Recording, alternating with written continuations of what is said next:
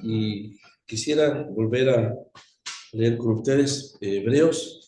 Estamos en el tema del sumo sacerdocio del Señor, en ese tremendo pasaje que el Espíritu Santo puso en este hermoso libro, Carta a los Hebreos, el capítulo 5. Capítulo 5, vamos a leer el verso 1. Capítulo 5, verso 1. Aunque la porción, el párrafo relativo al sacerdocio, sumo sacerdocio del Señor, comenzó en el capítulo 4, el verso 14, el día martes, consideramos en alguna medida, someramente en realidad, los 3 versículos hasta el verso 16. Y ahora entonces seguimos con el capítulo 5, verso 1. Dice, porque todo sumo sacerdote tomado de entre los hombres es constituido a favor de los hombres, en lo que a Dios se refiere, para que presente ofrendas y sacrificios por los pecados, para que se muestre paciente con los ignorantes y extraviados, puesto que él también está rodeado de debilidad, y por causa de ella debe ofrecer por los pecados, tanto por sí mismo como también por el pueblo. Y nadie toma para sí esta honra, sino el que es llamado por Dios, como lo fue Aarón. Así tampoco Cristo se glorificó a sí mismo, haciéndose sumo sacerdote, sino el que le dijo, tú eres mi hijo, yo te he engendrado hoy.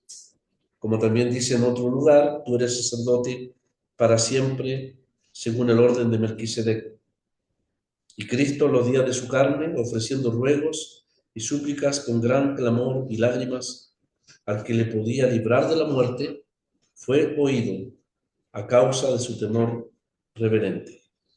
Y aunque era hijo, por lo que padeció, aprendió la obediencia, y habiendo sido perfeccionado, vino a ser autor de eterna salvación para todos los que le obedecen, y fue declarado por Dios sumo sacerdote según el orden de Melquisedec. Aquí nomás la palabra del Señor, que Él la bendiga en nuestros corazones, en nuestro entendimiento también en esta tarde. Vamos a considerar entonces, quisiera sugerir en cada versículo un título, una declaración, a manera de bosquejo. Estamos frente a un párrafo realmente tremendo, capítulo 4, verso 14 al 5:10, ¿no es cierto? Todo ese párrafo ha tenido que ver, tiene que ver con el propósito del autor al que escribe esta carta. El propósito de él es presentar la grandeza, la superioridad del ministerio sumo sacerdotal del Señor.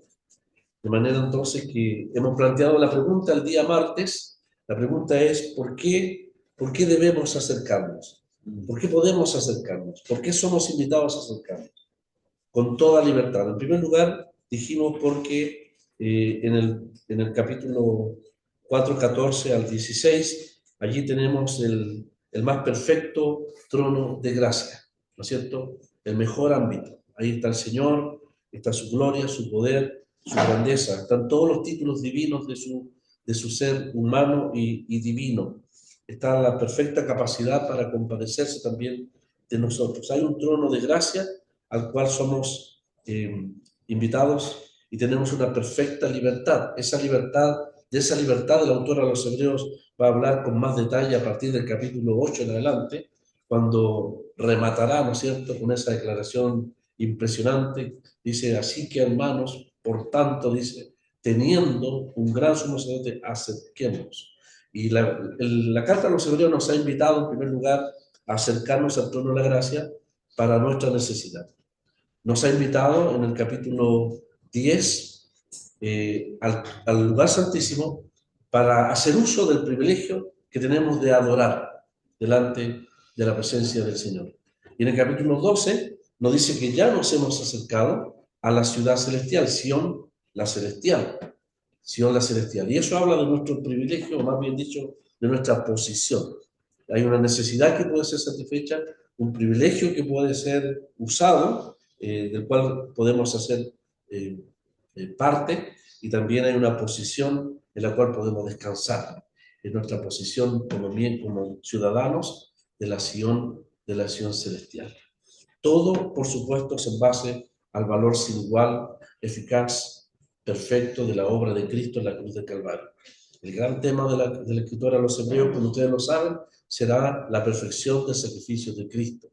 Aquí en el capítulo 5, que hemos leído, él va a presentar las credenciales del autor, del sumo sacerdote, de nuestro sumo sacerdote.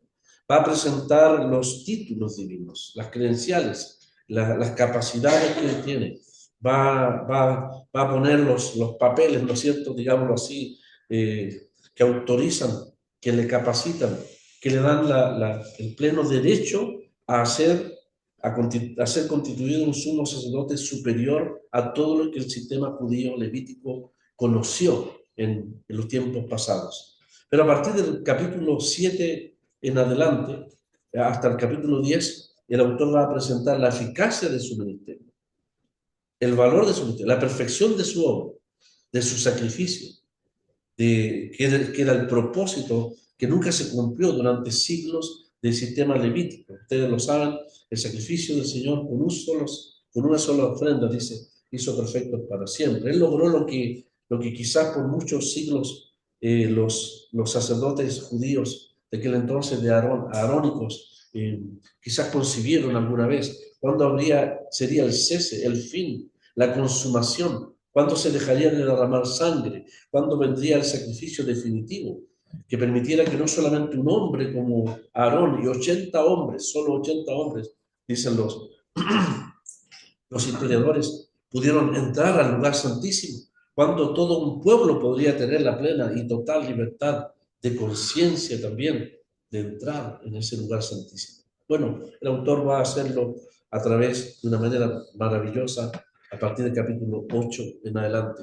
Pero aquí están las credenciales de aquel que es constituido nuestro gran sumo sacerdote. Entonces, tenemos un perfecto socorro. Por eso nos podemos acercar. Tenemos, a partir del verso 1 hasta el 6, lo vamos a ver, la plena autoridad sacerdotal del Señor, sus plenos derechos como sacerdote constituido según un orden superior.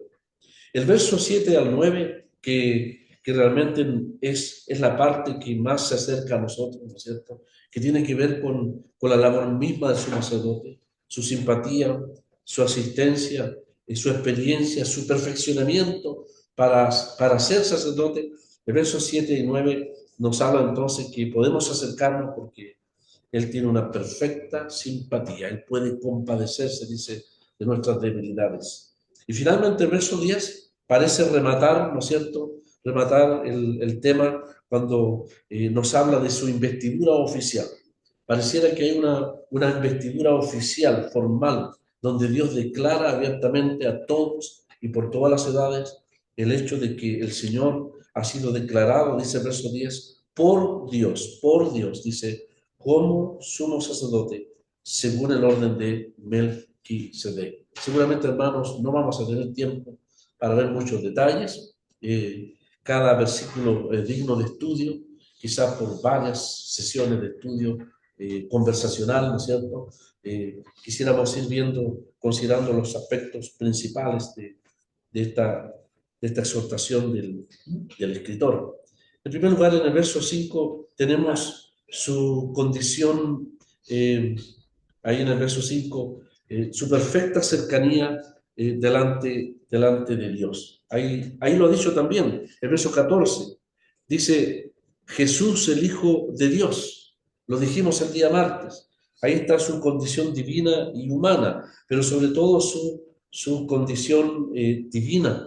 Eso habla de una perfecta cercanía con el Señor. Miren lo que dice el verso, el verso 1, dice, todo sumo sacerdote tomado entre los hombres es constituido a favor de los hombres en lo que Dios se refiere, para que presente ofrendas y sacrificios por los pecados. Ahí tenemos entonces su servicio.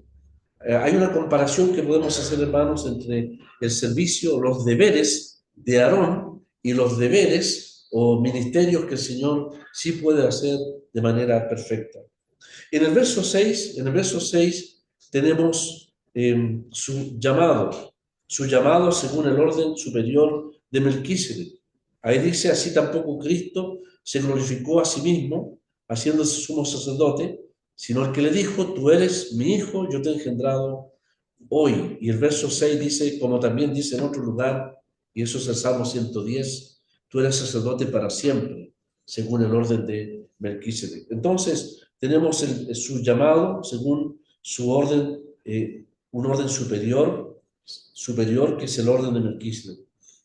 Quiero recordar que en el verso 5 también está su condición de hijo. Vamos a leerlo. Dice, el Señor dice, tú eres mi hijo, yo te he engendrado hoy. ¿Se acuerdan de Marta, hermanos? Dijimos que el autor está recurriendo a los dos, quizás uno de los dos salmos más significativos en toda la palabra de Dios. Si usted no ha estudiado alguna vez el Salmo 2, creo que todo hermano lo ha leído. El Salmo 2 es un salmo mesiánico. El Salmo 110 también es un salmo mesiánico. Y aunque el autor dice, como también en otro lugar, él entiende que los hermanos hebreos que están escuchando, o a los cuales se dirigió esta carta, entienden y conocen perfectamente el valor fundamental del Salmo 110.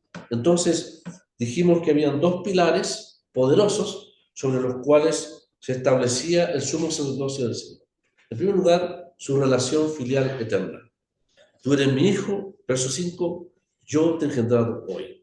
Él no se glorificó a sí mismo. El sacerdocio tiene una honra infinitamente superior. Ya el sacerdote Aarón, sumo sacerdote, tenía vestidos de gloria y hermosura. Tenía un lugar destacado en la relación de Israel. Era, en cierto modo, como la cabeza de toda la casa sacerdotal. Tenía el llamado de ser el representante de Dios para con los hombres y el representante de los hombres para con Dios. Pero como hombre, meramente hombre, quizás podría, en cierto modo, cumplir esa función relativamente.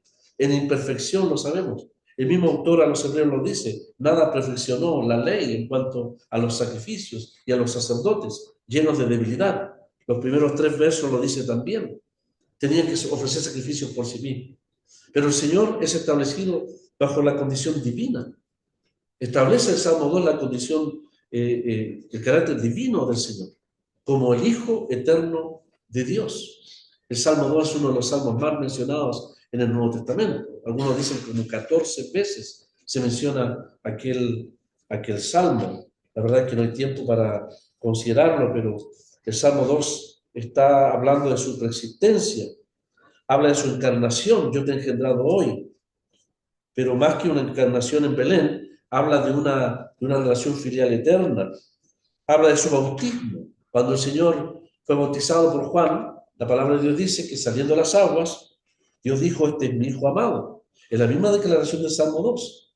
En el Salmo 2 Él se lo dice a las naciones, a todas las naciones que en el día futuro se rebelarán en contra del Señor, de su reino. Él les dice, este es mi Hijo. Como he dicho, tú eres mi Hijo, yo te he engendrado hoy. También en la transfiguración, ustedes podrán recordar, hermanos, que cuando el Señor se transfiguró, ahí ante los 3 discípulos, el Señor dijo claramente, este es mi Hijo amado, en él tengo complacencia. Pablo usa el Salmo 2 para sostener la gran verdad de la resurrección frente ahí en la sinagoga en Perge de Panfilia, ¿no es cierto?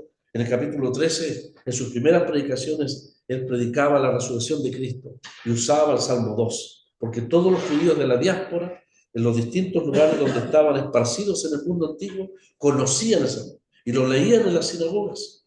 Por lo tanto, el Salmo 2 viene a constituir una gran hecho, un anticipo de la resurrección. También fue mencionado para, como dice el capítulo 5 aquí, para su sumo sacerdocio. Nuevamente lo repito, el escritor está usando como argumento fundamental el sacerdocio del Señor sobre la base de su condición divina como Hijo eterno, lo cual va a ser muy importante para nosotros, porque vamos a tener un perfecto representante de Dios hacia nosotros, que comprende perfectamente, tiene la más absoluta cercanía con el Padre, con lo divino, pero también va a tener la más absoluta cercanía con nosotros, con lo humano. Va a ser un perfecto mediador, un perfecto intercesor. comprende perfectamente el lado divino, como va a comprender perfectamente la realidad del lado humano, que es la nuestra. Por lo tanto, el Señor lo va a preparar con ese propósito. Y finalmente se menciona ya en Hebreos 1, en su exaltación por sobre los ángeles.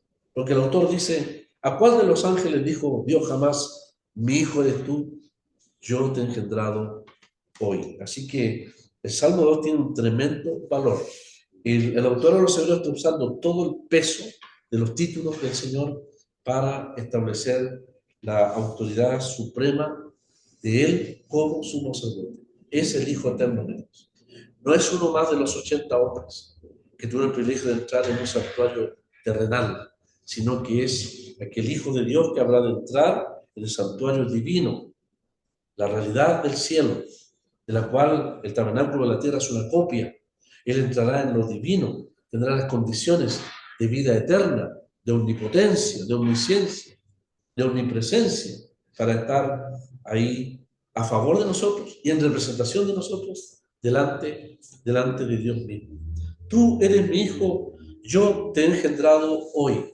Pareciera haber, hermanos, un problema gramatical aquí, porque en el idioma normal nuestro tendríamos que haber dicho, tú eres mi hijo, yo te engendré hoy. Pero dice yo te he engendrado hoy. Y eso parece un problema gramatical porque realmente yo no puedo decir, tengo un hijo que en algún momento fue engendrado, ¿no es cierto? Yo diría, bueno, Alejandro, yo te engendré hace 27 años atrás. Difícilmente podría decir yo te engendré hoy, ¿no es cierto? La forma verbal ahí, nos dicen los expertos, es que mira hacia el pasado. Hubo un momento indefinido en el pasado, yo te engendré.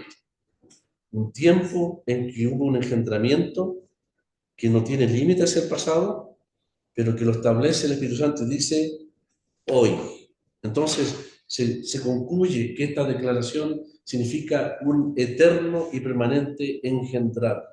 Es una relación divina, filial entre el Padre y el Hijo, eterna. Tiene un pasado, tiene un presente y tendrá un futuro para siempre. Él no comenzó a existir en Belén. Él no comenzó a existir como un elemento, una criatura más en el universo. La relación, esta figura que nació del Padre. ¿Por qué hablamos de Padre? Porque hay un Padre eterno, hay un patriarcado eterno. Dice la carta a los Efesios, dice que de él nace toda familia. Ahí está la palabra patriarcado, tan denostada, tan vilipendiada por un mundo cuya ideología va en contra de toda la autoridad divina, el orden divino que Dios ha puesto en la creación y en la familia. Si hay un patriarcado, es porque hay un Padre eterno. Y porque hay un Padre eterno, hay un Hijo eterno. Así dice Isaías. Uno de sus nombres será Hijo Eterno, ¿no es cierto? Y si hay un Hijo Eterno, porque hay un Padre Eterno. ¿Cuándo se formó esa relación? No hay tiempo de esa relación. Siempre ha existido y siempre existirá. Y es tan fresca como si hoy día mismo uno hubiese engendrado un hijo. Se hubiese producido esa realidad de esa comunión entre dos personas por toda la eternidad. Entonces, el Salmo que expresa la permanente relación eterna entre el Padre y el Hijo. Pero más que reforzar la naturaleza divina del Señor, que es incuestionable en el Nuevo Testamento, lo que establece este Salmo 2 es la proclamación de Dios que anuncia, que confirma, que acredita la relación eterna del Mesías, no como cualquiera, sino como su hijo amado. Entonces, este salmo tiene un tremendo valor. Y gracias al Señor porque el Espíritu Santo no se equivoca cuando pone las palabras. Hablaba con mi hermano aquí, Miguel, disculpe hermano. Hermano Miguel, hablábamos de la importancia de la interpretación bíblica, gramatical e histórica, ¿no es cierto? Y aquí hay un ejemplo de una interpretación gramatical. El Espíritu Santo puso un verbo que nosotros lo conjugaríamos de otra manera. Hijo, yo te engendré 30 años atrás. El Padre dice, hijo, tú eres mi hijo, yo te engendré, mirando ese pasado, hoy. Y no tendría que haber dicho, yo te engendré en el tiempo pasado. Yo te engendré hoy. Y ese hoy es eterno y permanente. Entonces, habla del carácter divino y eterno del sumo sacerdote que Dios nos ha concedido. Y el apóstol, habla, el escritor, hará mucha fuerza con la palabra eterna. Hay un hijo eterno, un sumo sacerdocio eterno, una redención eterna, ¿no es cierto? Todo es eterno de parte del Señor en esta carta. Entonces, establece el carácter eterno de esa relación filial, como le hemos llamado, entre el Padre y el Hijo. ¿No le parece, hermano, si lo miramos en el aspecto práctico, que es una maravilla tener a una persona tan cercana al Padre a favor nuestro, a favor tuyo? No necesitamos mediadores, ni intercesores de por medio, ¿no es cierto? Ni cadenas de mediación, sino que nuestra relación es directa entre, como miembros de su cuerpo, como redimidos por el Señor, directa con el Padre. Eso es una maravilla. Esa es la garantía de nuestra libertad que tendremos, que tenemos delante del Señor.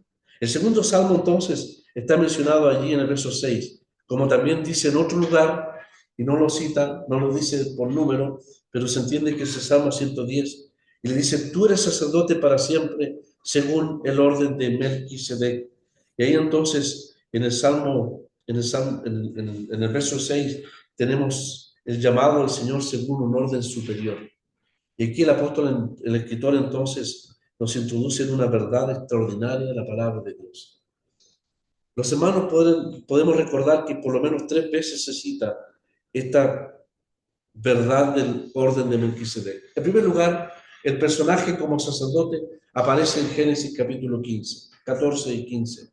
Luego aparece en el Salmo 110, pasan los siglos y el salmista allí, bajo la inspiración divina, en una de las declaraciones del Mesías, que confirma nuevamente la divinidad del Mesías, un salmo que fue también motivo de controversia entre el Señor y los fariseos, que se entendían conocedores de la Escritura.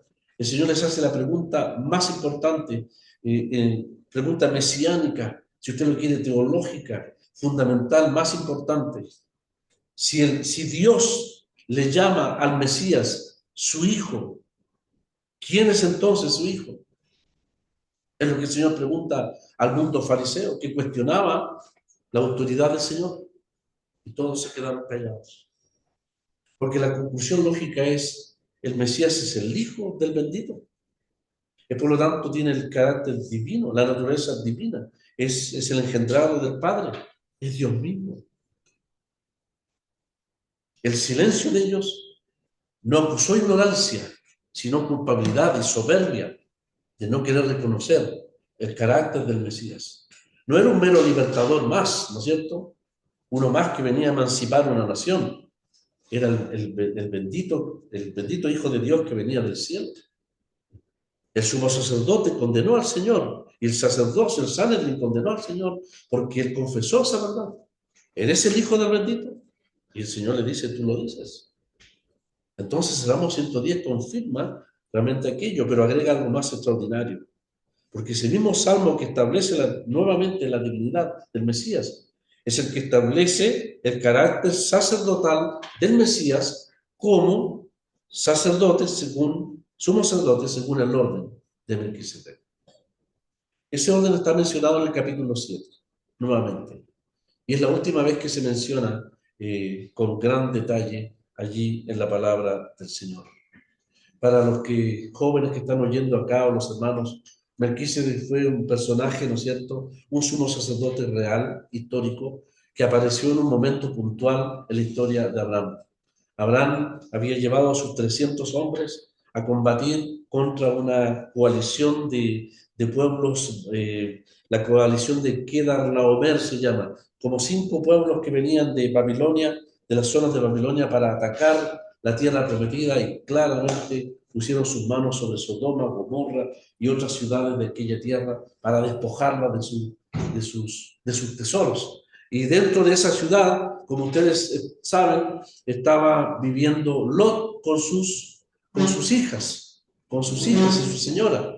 Por lo tanto, ellos fueron llevados como cautivos también por esa alianza. Y el Señor entonces seguro que despertó el espíritu de Abraham y ahí tenemos la primera batalla, entre paréntesis, aunque a algunos no les gusta, es la primera gran victoria de Israel, por decirlo así, del antepasado de Israel, la primera batalla en que habrían de vencer y conquistar una alianza completa. La victoria estaba garantizada por el poder del Señor. Y mientras entonces el Señor le otorga esa victoria, dice la palabra, estamos explicándolo para el contexto, ¿no es cierto? Los hermanos mayores ya lo saben. Ahí aparece en el silencio de la Escritura, aparece fugazmente. En el relato de la Escritura, aparece y desaparece. Fugazmente, este hombre llamado Melquisedec. La primera pregunta, ¿había un sumo sacerdote antes de Aarón? Sí. ¿Cuándo lo estableció? No lo dice la Biblia. ¿Cuándo nació? Tampoco lo sabemos. Si tuvo padres, tuvo madre. ¿Cuándo murió? Efectivamente murió en algún momento, Melquisedec. Pero en el relato bíblico, y aquí estamos, vuelvo a recordar lo que hablábamos con el hermano Miguel, solo el Espíritu Santo es el que tiene derecho a alegorizar la palabra de Dios.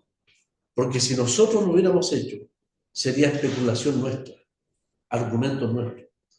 Usted no puede tomar la palabra de Dios y darle la interpretación que su propia mente quiera.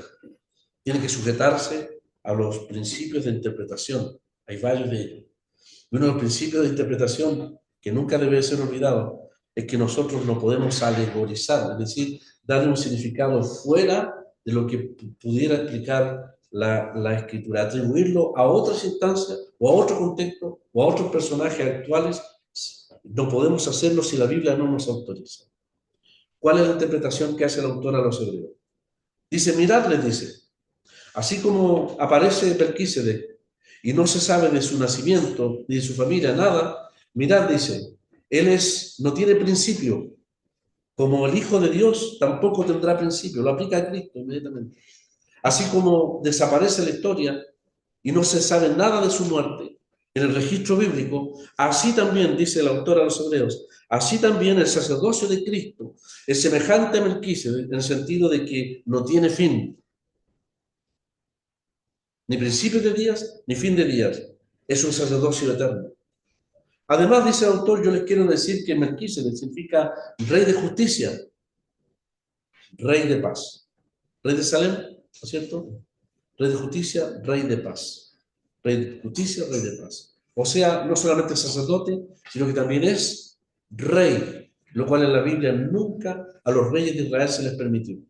El Señor entonces es el único rey sacerdote que tiene la mitra del sacerdote y que tiene la corona del rey, que Dios ha preparado para nosotros. Siempre se ha preguntado si Melquisedec es un personaje eterno. No, no lo es. Realmente él nació y murió, pero fue sumo sacerdote. Y en ese orden, en esas características, en esas cualidades de su ministerio, tan fugaz en el libro de Génesis, es que el Espíritu Santo lo rescata para aplicarlo al sumo sacerdocio de Cristo, para decirle a los hebreos que tanto se gloriaban, o que tanto se ufanaba, si usted lo quiere, en el sacerdocio arónico, para decirles que Dios tenía contemplado, antes que Leví naciera, antes que Aarón naciera, tenía contemplado un sumo sacerdote según un orden o cualidades o características superiores. Lo tenía reservado para nosotros. Lo dice Génesis 15, lo confirma Salmo 110 y nuevamente aquí el Espíritu Santo. El aspecto práctico, hermano, Melquisedec fue impresionante. Abraham viene con una gran victoria. Está a punto de hacerse el hombre más rico de Oriente, porque ha conquistado los bienes de Sodoma y Gomorra, todo lo que se habían robado, esa coalición de pueblos babilónicos. Abraham lo retoma, captura, ¿no es cierto? Todos los despojos, todas las riquezas. Imagínense, las riquezas de Sodoma y Gomorra y otras ciudades más. De un momento a otro, Abraham sería constituido el hombre más rico de Oriente. Había el peligro de que dejase su caminar de peregrino y se transformara en un hombre pudiente, en uno de los grandes y poderosos de la tierra de Israel. Y antes que sucediera esa trampa es que aparece Melquisedec para bendecirle y suministrarle lo que necesitaba. Le ofreció pan y vino, pero antes de ofrecerle pan y vino, puso en la mente de Abraham, ¿no es cierto?, aquella declaración tan gloriosa: bendito, bendito el Dios de Abraham, Dios de los cielos, ¿no es cierto?, y la tierra, el Dios de Abraham, que puso a tus enemigos en manos. Le dio toda la gloria a Dios. Minutos antes que viniera la serpiente, como ustedes saben, que es el rey de Sodoma y Gomorra, con mucha reverencia y respeto lo que quiero decir. Yo no sé si era tan perverso como la gente de Sodoma y Gomorra, pues si Sodoma y Gomorra se caracteriza en la escritura por la perversión, ¿no es cierto? Aquí estaba el rey de Sodoma y Gomorra. Bela se llamaba, Bela. Tiene el carácter satánico, la corrupción del mundo y la trampa del mundo. Dame las personas, dice, y quédate con todos los bienes. Dame las personas y quédate con todos los bienes. Entre paréntesis, es lo que Satanás siempre quiere, ¿no es cierto? Quiere las almas, que las quiere en su reino, como esclavos. Así estábamos nosotros. Fuimos trasladados del reino de las tinieblas al reino de su amado Hijo. Éramos esclavos del poder satánico. Le interesaban las personas más que las riquezas. Al Señor le dijo: todo esto te daré si postrado me adorares. Aunque no aparece Satanás visiblemente, Bela, el rey de Sodoma, pone frente a Abraham la más grande tentación en su caminar de fe. La oferta, el ofertazo, si usted lo quiere, de quedarse con todos los bienes de Sodoma y Gomorra y dejar la carpa del peregrino por las arcas del mundo, por las riquezas del mundo. ¿Quién lo anticipó? ¿Quién lo protegió de aquello? Fue Melquisedec. Él aparece antes de la escena. Y qué bendita verdad saber que cuando la Biblia habla de intercesión, habla de uno que está en los cielos cuidando nuestros pasos, cuidando nuestras decisiones, a veces insensatas, sí, o a veces, y qué bueno es orar y depender del Señor, porque Él se anticipa a peligros que nosotros no podemos visualizar. Él guarda nuestras almas. Él es el pastor, ¿no es cierto?, y obispo de vuestras almas, dice Pedro. El que sobrevé, el que vigila vuestras almas, el que se anticipa a nuestras malas decisiones o malos pasos. ¿Cuánto más en este caso? Que habría de arruinar esta oferta al carácter de peregrino de Abraham. Entonces, fuera de todo lo que es el orden de Melquisedec, que a veces nos confundimos o nos cuesta entenderlo, ahí en el capítulo 7, lo interesante es rescatar es que ya el ministerio de Melquisedec es un anticipo de lo que el Señor, el sumo sacerdote, según el orden de Melquisedec, haría por nosotros. Nosotros tenemos que dar infinitas gracias al Señor por todo lo que le ha hecho en nuestra vida, cuidándonos y guardándonos y anticipándose. Intercesión no solamente es estar a la diestra de Dios, lo digo con reverencia, velando por nosotros. Intercesión también significa intervenir en nuestras circunstancias, intervenir en nuestros pasos, en nuestros hechos. Y eso es lo que hizo Melquisedec antes de que Abraham fuese atrapado en esa gran trampa que el mundo le ofreció. Le ofreció comunión, una mesa que nos habla de comunión. En medio del conflicto, en medio de la batalla, había una mesa de comunión. Hermano, la vida cristiana tiene conflictos, batallas y luchas. Hay incertidumbres. Abraham habría de luchar por su familia. No niego que había angustia, que había preocupación, gran preocupación. ¿Qué sería de ellos? Y como verdadero hermano en la fe del Dios único, él sale al encuentro. Él va a proteger, a buscar a los suyos. Y necesita del poder. Ahí está el poder, la gracia, la dirección para la batalla, la fuerza para luchar, ¿no es cierto?, para enfrentar esos desafíos. Está la supervisión o el velar para no caer. Está la comunión, la mesa de comunión. Y impresionantemente, como bien decían los antiguos cristianos, los más antiguos cristianos de los primeros años de la iglesia, no tenían duda, no tenían duda de que en esa mesa, en esa mesa se ofreció pan y vino. Pan y vino. ¿Qué le parece, hermano Nelson? Pan y vino. ¿Un anticipo de qué? De la cena del Señor.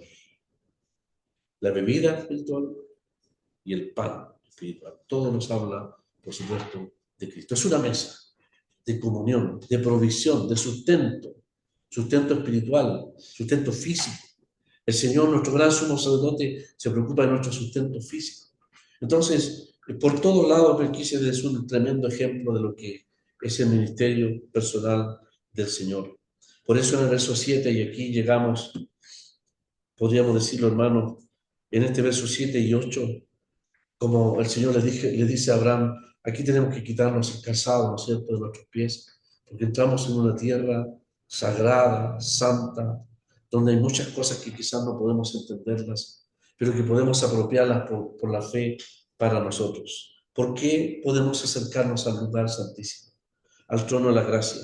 Porque allí está el hombre y el Hijo de Dios, que tiene una perfecta humanidad y por ende una perfecta simpatía, que tuvo, según el verso 8, una perfecta preparación para constituirse en sumo sacerdote a favor de nosotros. Verso 7 dice, y Cristo los días de su carne. Estos fueron los días más maravillosos que algún ser humano verdadero, como lo fue el Señor, haya pisado en la tierra. Estos días de su carne constituyen su nacimiento y su muerte en la cruz del Calvario.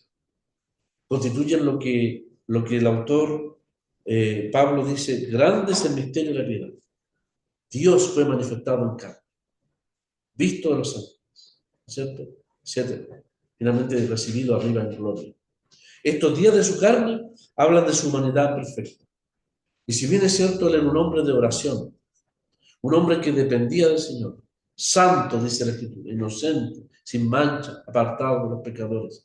Cuán preciosos fueron los pasos y las sendas de Cristo Jesús, el Hijo de Dios, el hombre, el Hijo del hombre, que extasiaba, ¿no es cierto?, la vista del Padre, que admiraba a la contemplación de los ángeles, que querían servirle, que querían honrarle, que querían, si usted quiere, cuidarle, que querían servirle. Los días de su carne fueron los días de su verdadera humanidad. ¿Qué misterio más grande la palabra de Dios que Él se haya hecho? El capítulo 2 de la carta a los Hebreos dice que tomó carne y sangre. No se avergüenza de llamarse hermano de nosotros, sino que al contrario, esa encarnación le va a capacitar, no solamente para entregar su cuerpo en una cruz como sacrificio para nuestra redención, sino que su cuerpo, la experiencia de su humanidad, habría de ser real y genuina como una forma de vida. Habría de conocer todas las experiencias humanas. Aquí habla de clamor, ruegos y súplicas, con gran clamor y lágrimas. Hubo clamor, ruegos, súplicas y lágrimas. ¿Habría una mejor definición, hermanos, que la vida humana que eso? ¿Acaso la vida humana no es eso? La realidad del ser humano, clamor, detrás del clamor hay sufrimiento, hay angustia, hay necesidad, hay anhelos, hay súplicas, hay lágrimas, lágrimas. Es cosa de prender las noticiarios y solo hay clamor, sufrimiento y lágrimas. Que el pecado nuestro trajo, ¿no es cierto?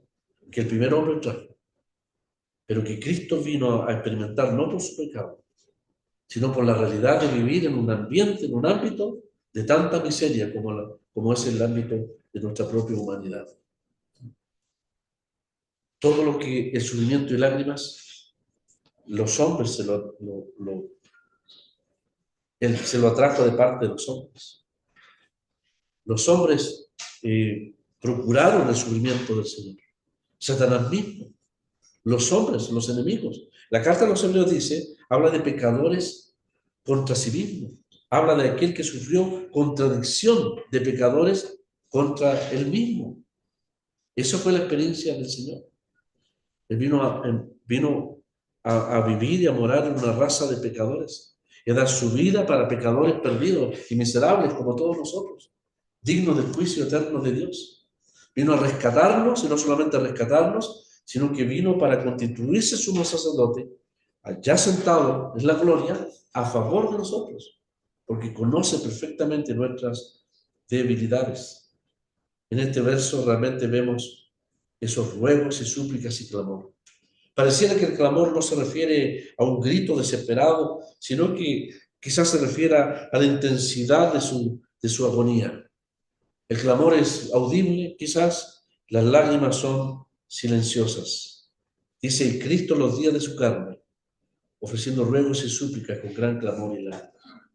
Podríamos contestar entonces la pregunta del día martes, cuando nos planteamos la pregunta, ¿por qué el Espíritu Santo, de todos los 30 y tantos años de experiencia en su carne, ¿no es cierto?, en su humanidad, selecciona precisamente este incidente, la antesala del Calvario, el preámbulo del Calvario, la antesala del sufrimiento más grande, más profundo al Señor en el Calvario por nuestro pecado? ¿Por qué selecciona Getsemaní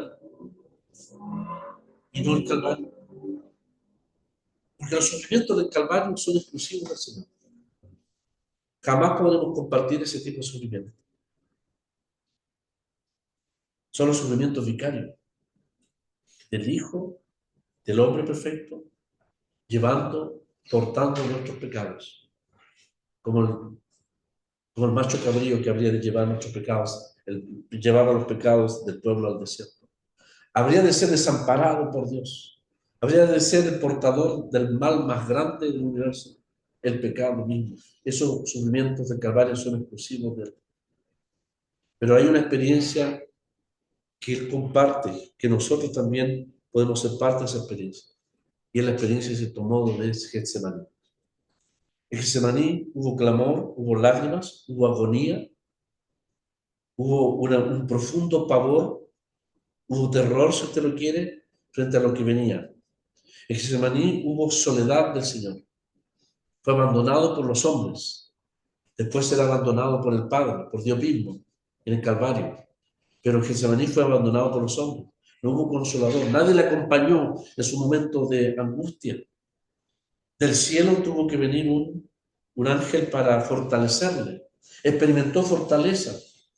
No caigamos en el error de algunos hermanos, lo digo con mucho respeto a aquellos hermanos, de querer pensar que es algo indigno del Señor tener que ser objeto de consuelo y de ánimo. Es su verdadera humanidad.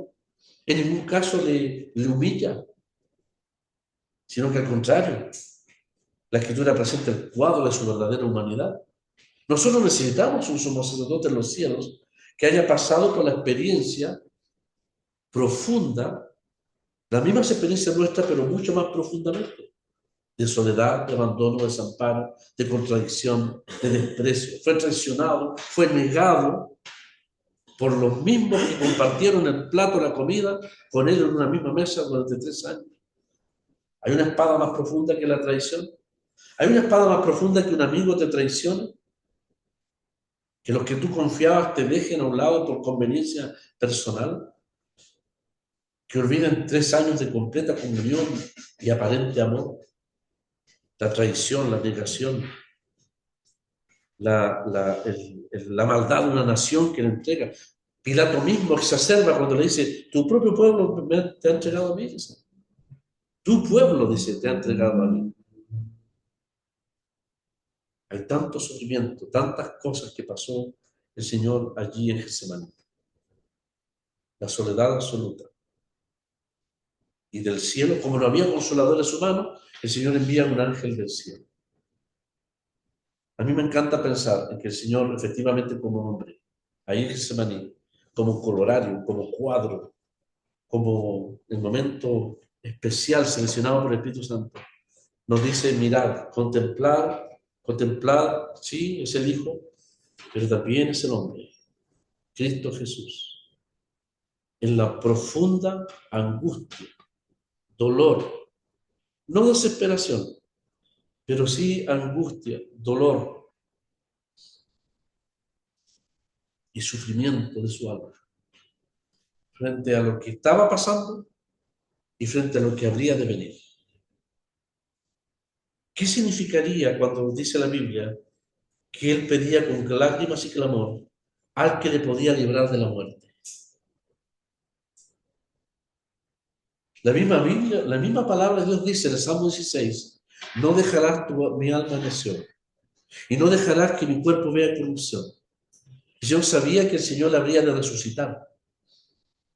Puede que se refiera al hecho de que el Señor apela al poder de Dios para que le resucite. Puede ser, ¿no es cierto? Pero sabía que habría de morir. Y confiaba en el hecho de que Dios le resucitaría y que su cuerpo no quedaría como un cuerpo más podrido en la sepultura, sino que Dios le resucitaría. ¿Será, hermanos, que esta expresión al que le podía librar de la muerte, de qué liberación estaba hablando el Señor? ¿Será que la liberación que le espera aquí va a que ser excluido de la muerte porque efectivamente murió y a eso vino? Y valientemente salió al frente para entregarse a los que le aprisionaban.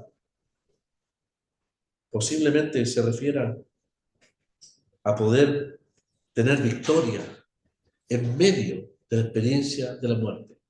Sugiero, hermanos, que la muerte aquí no solamente la muerte física, que ya es algo terrible para aquel que es eterno.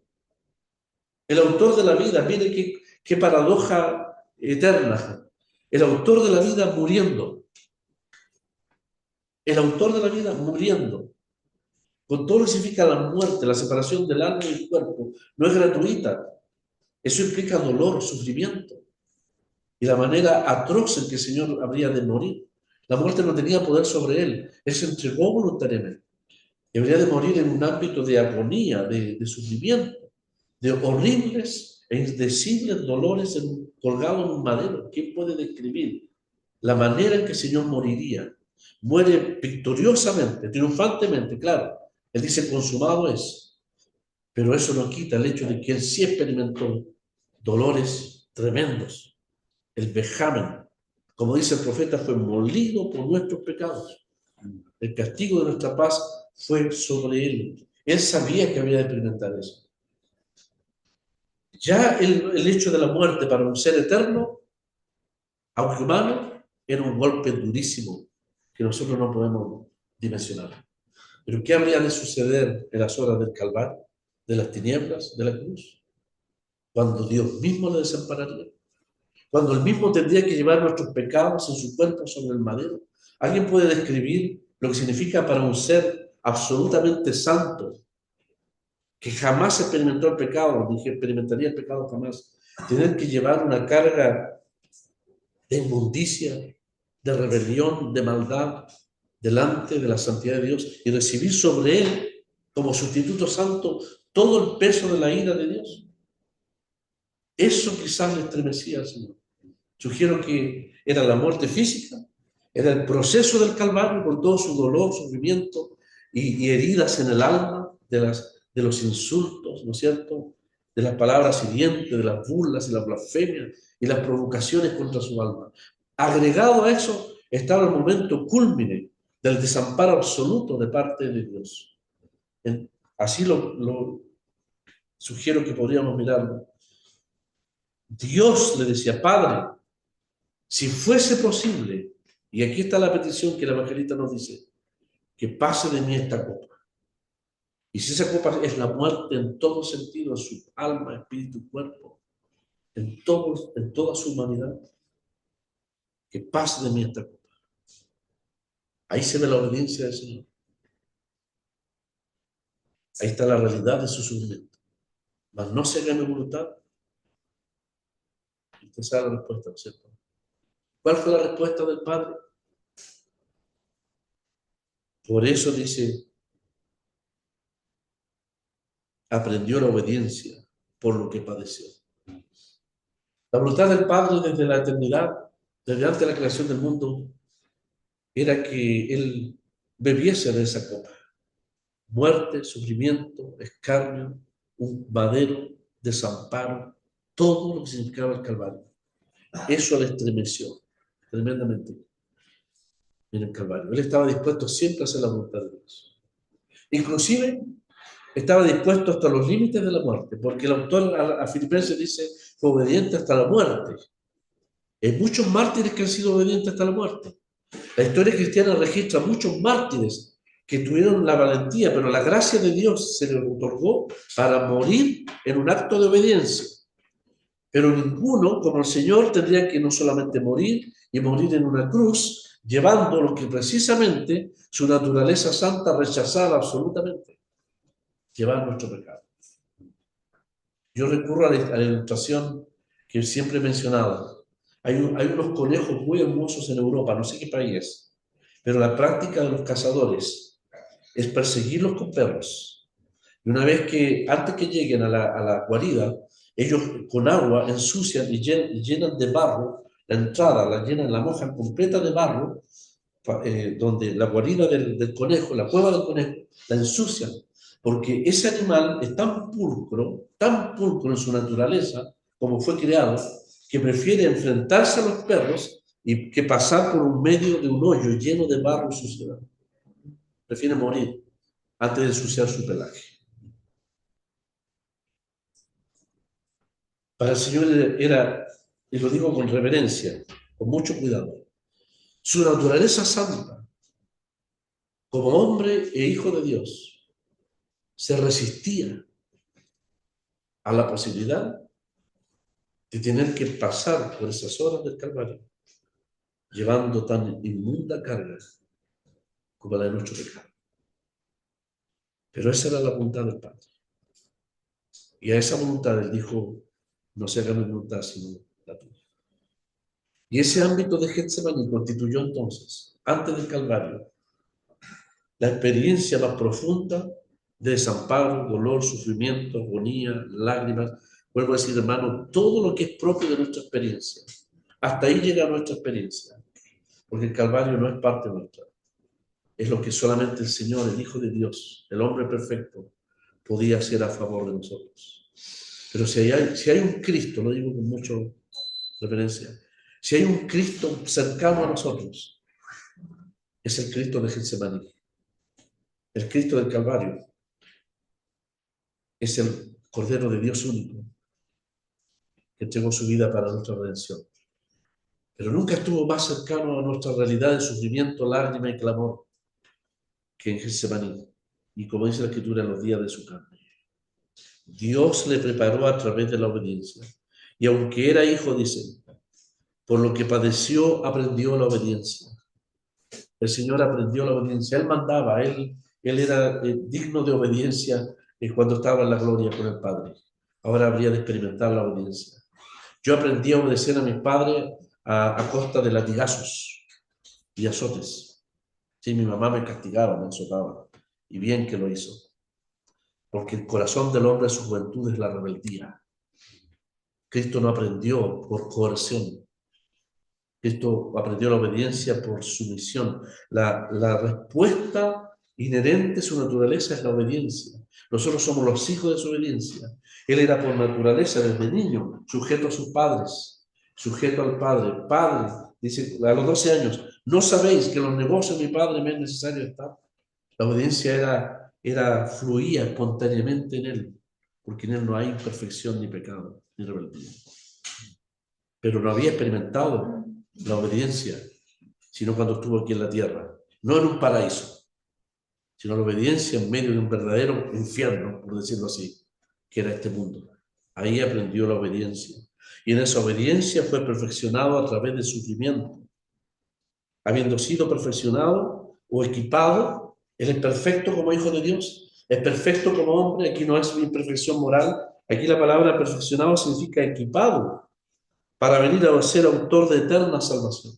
Entonces la misma experiencia de sufrimiento y de obediencia le capacitó.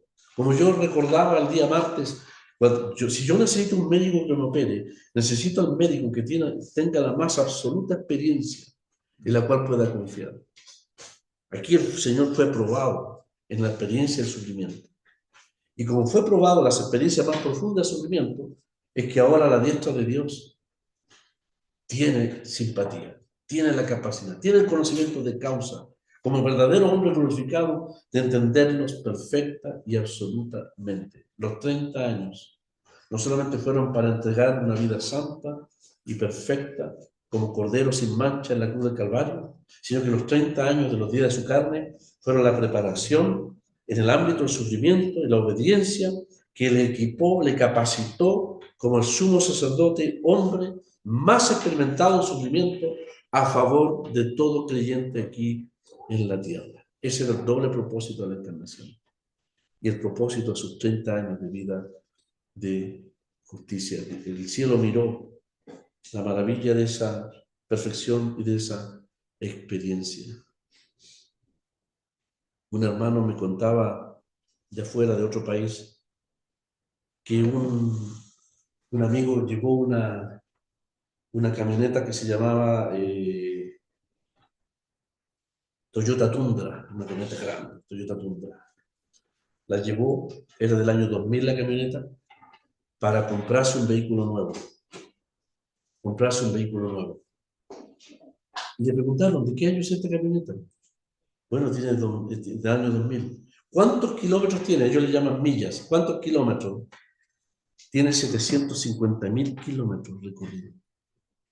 Bueno, Nelson, 750.000 kilómetros. Cuando la Toyota dijeron, nos interesa comprarle la camioneta. ¿Así? Sí, sí, sí. No tenemos registro. No tenemos registro de que un motor en el día a día de su servicio haya soportado 750.000 kilómetros. Necesitamos ver el motor y corroborar la eficacia y la calidad de ese motor. Toyota. Estaban dispuestos a pagar admirablemente por la capacidad de un motor que ha sido probado en todas circunstancias. Los motores son todos probados antes de salir a venderlo, pero no 750.000 kilómetros. Es decir, ese motor tenía el más perfecto experiencia, desarrollo, performance, como le llaman, ¿no es cierto? Desarrollo que admiró a los mismos constructores de Toyota. No tenemos en ningún taller de prueba de nuestras fábricas, ni siquiera en Japón, un motor que haya resistido y solamente con los normales cambios de aceite normales, sin haberle cambiado jamás una pieza. Admirable. Necesitamos corroborar, necesitamos ver con nuestros propios ojos el valor de esa experiencia y capacidad de ese motor. Eso confirma el valor de nuestra tecnología y de nuestros motores. Así también es el ejemplo del Señor. El cielo, los ángeles contemplaron la experiencia perfecta de un hombre que fue sometido a toda prueba. A toda prueba. De manera que si usted quisiera comprar un vehículo, hermano, compre un Toyota. Porque puede confiar en aquello, ¿no es cierto? En cuanto a nuestro Salvador, nuestro bendito Salvador, toda confianza. Hermano, para terminar, si Él es tan confiable, si Él tiene tal capacidad, tal experiencia, ¿por qué no entregarnos completamente a Él para que Él gobierne todas nuestras circunstancias? Yo entregué mis ojos a la experiencia de un doctor. Pueden entregarse a la experiencia de una fábrica, su vehículo. Entreguémosle la vida, confiemos en Él. Cualquiera haya sido la circunstancia, por impensable o que no podamos entender o comprender, podemos confiar plenamente que lo que ha hecho, lo que va a hacer, es perfecto. Él tiene plena autoridad, plena experiencia, plena capacitación para velar por nuestros dones. Podemos entregar nuestras vidas como cristianos en sus poderosas manos, en su experiencia perfecta, probada, absolutamente. Descansar en Él. Porque no solamente tenemos un pastor, tenemos un sumo sacerdote, que mejor que Melquisedec vela, intercede, interviene día a día por nuestras almas. El que está en los cielos sentado a la diestra de Dios es el mejor representante que Dios pudo habernos otorgado para toda nuestra vida cristiana hasta que tengamos que partir o hasta que el Señor venga a buscarlo. Que el Señor bendiga su palabra. Bueno, sí, bueno.